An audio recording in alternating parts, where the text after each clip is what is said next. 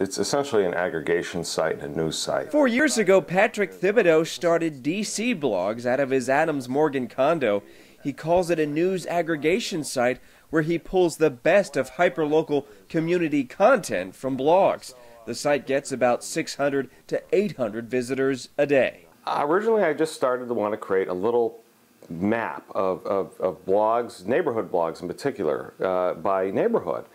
And that was getting kind of boring in a way. I was hunting for these blogs and doing it.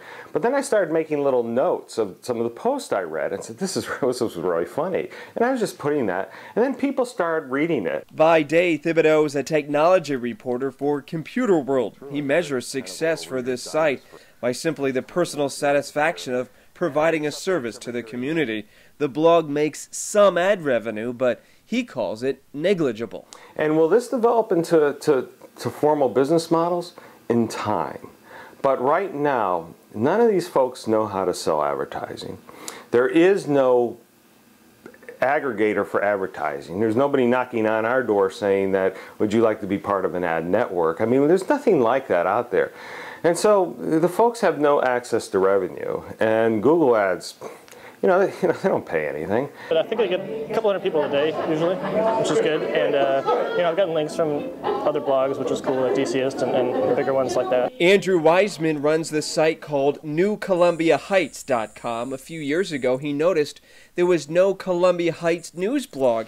He thought that was strange for his up-and-coming Northwest neighborhood. I mean, I focus on, there's a new thing just in this neighborhood that doesn't really affect anybody else who lives outside of the neighborhood. Or, you know, do we have too many dry cleaners or something like, you know, like that wouldn't be on a big news site. And, you know, I just like to sort of post things to generate comment. What can we use in this neighborhood? Would you like to see more, you know, shoe stores? You want to see like a library, a thrift store? You know, what do you want to see? Wiseman works for the U.S. Agency for International Development, making maps. He calls this a hobby that simply gives him personal satisfaction. He's certainly not trying to live off the small ad revenue it makes. The deal is it's $20 a month or $100 for 6 months, so it kind of, I think, you know, works out in the end.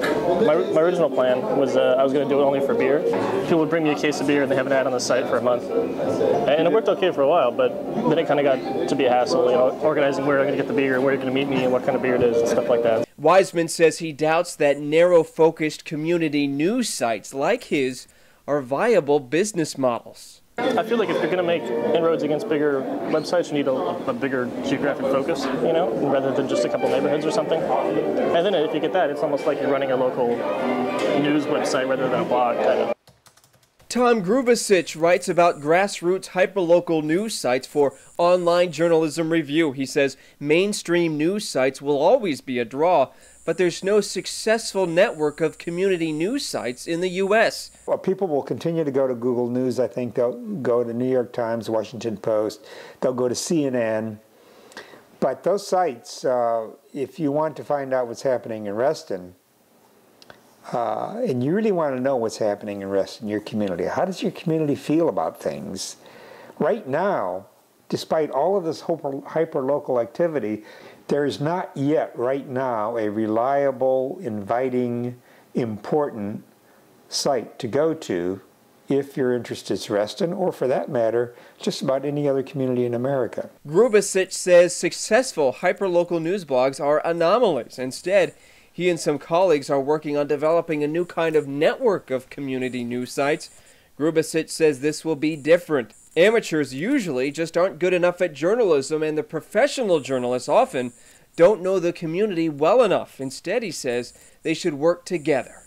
There is not yet, right now, a reliable, inviting, important site to go to if your interest is Reston, or for that matter, just about any other community in America. So the way to make this work, close this gap, is what people call the pro-am approach.